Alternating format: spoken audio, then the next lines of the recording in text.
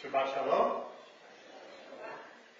So my brother, Seth, who I hope you all have a chance to meet when he comes out for Hannah's bat mitzvah in May, was an actor. Well, is an actor. That is to say, once an actor, always an actor. And he still does work for local synagogues and community type things. But for much of his young life, he was an actor first and foremost.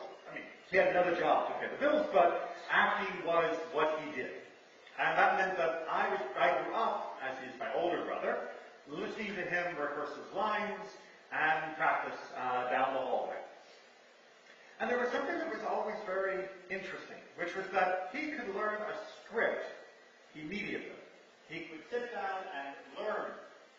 He could sit down and learn all of the lines in, an afternoon. No problem. And modern Shakespeare, whatever, he was incredibly adept at learning the lines. And so I asked him, why do you keep rehearsing it then? What's the point of going over and over the lines if you already know them? And he said, well, I know them, but I have to know how to say them. All right, says the smart aleck younger brother. What, you don't speak English? You don't know how to say the words that you can read? He said, no, but I have to figure out what's my motivation. Motivation is not to embarrass yourself on stage by forgetting your lines. What does someone mean when they say they want the motivation behind the lines? Say it with feeling. Right? That a single line, a single sentence can be said in a variety of different ways. And as an actor, you have to know your motivation in order to deliver it in a particular way. But isn't that already built into the script?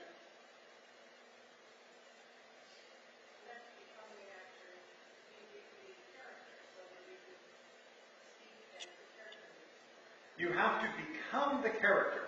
And that way you can speak as the character spoke. Now, if we're playing a historical figure that we have good records of, we might think that's easier, but certainly for most plays, it is entirely fictitious.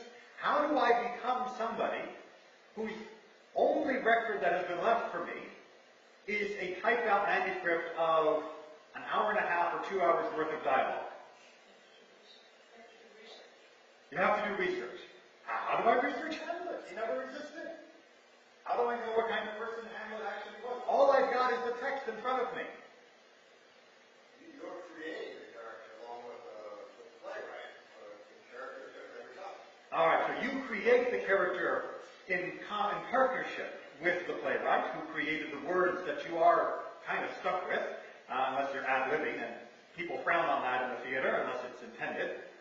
You're creating it in partnership with the author of the play, and you are creating the character based upon your understanding of why a person would be saying what they are saying on the page, and what they would probably mean given everything that happened afterwards and everything you know that's going to happen.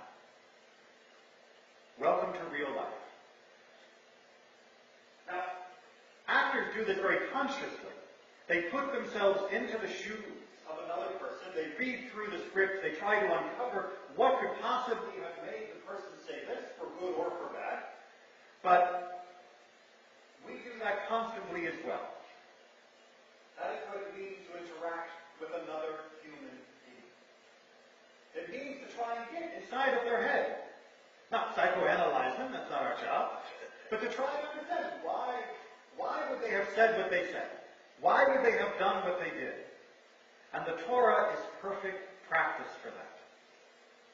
I'm willing to wager, well, maybe not on Shabbos, but I'm willing to wager on another day, that when we were reading about the golden calf, and about Moses talking to God and pleading to know more of God's essence, that you found those passages quite interesting and captivating. And yet when we got to the parts that were more the do this and don't do that, celebrate this holiday, the firstborn, the rules section, maybe your interest level dropped a little bit. It's okay, you don't have to show me your hands, but it's true. We like narration. We like the narrative. We like the story. We like the dialogue. We like seeing what people are doing, because it is practice for understanding real people. And the Torah trains us better than any modern book. Open up a modern novel, and the author gives too much away. Opening up a modern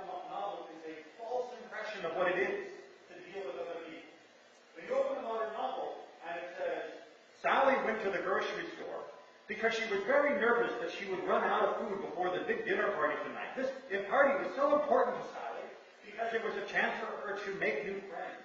Sally had difficulty making friends and was often anxious about what she was. It's giving you too much. When you meet Sally, you don't know any of that. All you know is that she looks a little anxious when she's in the supermarket. And she tells you there's a dinner party. It's your job to figure out the rest. And when you read the Torah, think for a moment of how it tells its stories. Does it tell you everything that every character was feeling behind every action? No. Think about the golden calf. What do we know about the golden calf? How does the Torah tell us that story?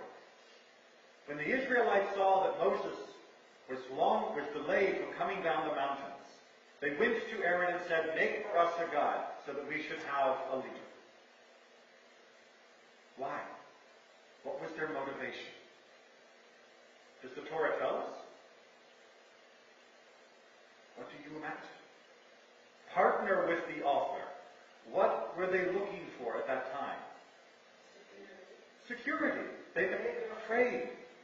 So when they went to Aaron, would they have necessarily gone with strong confidence? Aaron, make for us a god. Or would they have gone pleading, Aaron, please, make for us a god. Something that can go before us. You have to imagine for yourself how they stood in front of Aaron asking for this. Now, were they doing this with arrogance? Or were they aware that maybe what they were asking was a little chutzpahdik, even though Yiddish hadn't been invented yet?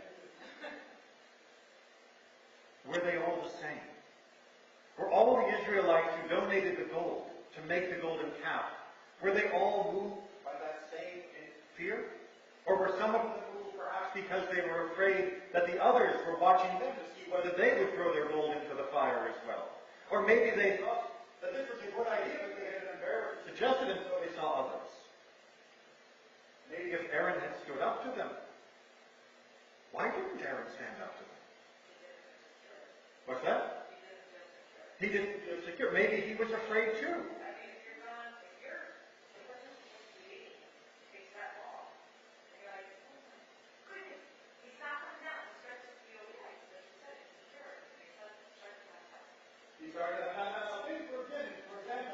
What could Aaron have said?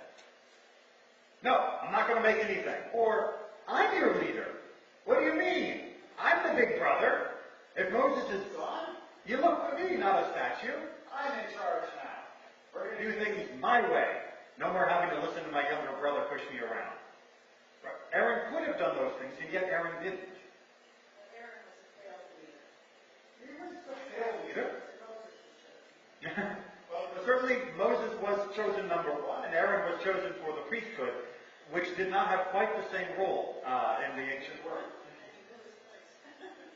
Well, he knew his place, but he didn't, or couldn't, or wouldn't stand up to the mob that had come before him. Or maybe he felt the people didn't. Maybe he didn't do it out of insecurity. Maybe he did it because he knew the people needed something, and he was unable to come up with an alternative. Maybe he needed it. Maybe he needed it. When we look at the actions of the people in the Torah, or the rest of the Tanakh as well for that matter, we usually do not hear explicitly on the page what was in their heart. What we see are their actions and some of their words. Not a lot of their words, truth be told. Just some. But this is our practice for dealing with each other and for understanding even ourselves. And we only get glimpses, the tip of the iceberg, as it were, of what another person is like. We only see a few words, we only see a few actions, and we have to begin to understand them from that way. And so what does our tradition say? You judge them b'kaf safut. You judge them on the side of merit. It would be really easy to say, look at these idiot Israelites. God just gave them the most amazing spiritual experience of all history, of experiencing God's presence firsthand, having been liberated from the land of Egypt. How can they be so stupid as to build a golden calf? After all of that, they are a bunch of rebellious, absolute fools. But it doesn't say they were foolish. It doesn't say they were rebellious. It just says, Moses has been gone. He's made something for us to go before us. And we have to choose how we're going to judge them. We could be easily judging Aaron as being the most incompetent leader that ever walked the face of the earth, who had been handed the job of stay here and blew it, and ended up introducing this idolatrous calf into our worship that would continue to plague us with idolatry till the ends of time. Or we can say he was also scared and confused. Or maybe he was sympathetic to their fear and gave them something that might seem familiar because of their years in Egypt. And maybe he was wrong. We're still allowed to say it was wrong. But it wasn't born from a wrong emotion. It wasn't born from a wrong intention. And we'll never know exactly what the Israelites meant or what Aaron meant until we meet them in Olam Haba, the world to come. And we'll never know exactly what another person means or intends to mean. But we can still try to judge them at kaf zafut, to look at them at the side of merit and say there might be a good explanation for this. They could still be wrong. Again, don't get me wrong. It doesn't mean you have to agree with anything that anyone says. But you have to imagine that it comes from a source that might be okay, even if it took a few turns along the way. And occasionally, you might even look inside and try to see what the source is for yourself, your own motivations, and whether they are as clear as you like to think they are. Shabbat Shalom.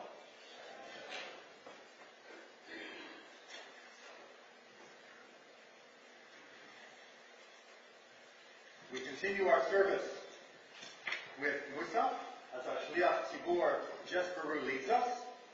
The Musaf service can be found beginning with the Chatzi Kaddish on page 354, and Alexander Jenkins will continue his preparations alongside Jess.